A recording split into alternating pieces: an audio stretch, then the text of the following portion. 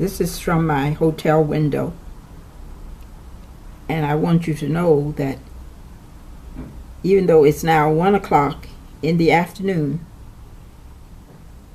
you can still barely see the buildings across the bay because of smog. This has been this way ever since I have been in India. I think it was much worse in Delhi, which has 10 million people. Jaipur was also very, very dusty, which has 3 million people. And Mumbai is much more. I don't know exactly the population, but it's still very dusty. The trees have dust on them, and barely can you find a tree without a considerable amount of dust, which certainly inhibits the growth. This building directly from my window, hotel window, has a dust rag supposedly to inhibit the dust from going onto the street.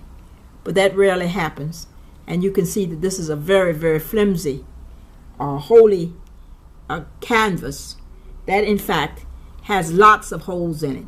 So it really is not a dust inhibitor in any fashion. Clearly, something must be done about the very high pollution rate.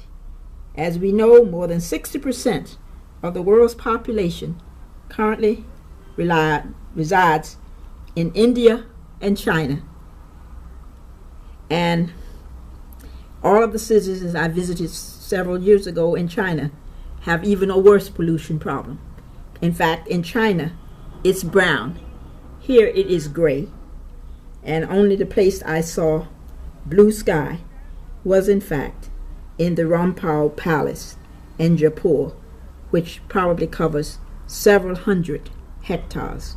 And it was only in that region where there are magnificent trees, magnificent birds, and pheasants and all of the wildlife that you can imagine, amongst the most beautifully manicured gardens in the English tradition that's known to man. That is the only place in all of India that I saw any blue sky at all. The global air quality is very poor here, and of course it is going to shorten the lifespan of many people here in India as well as in China.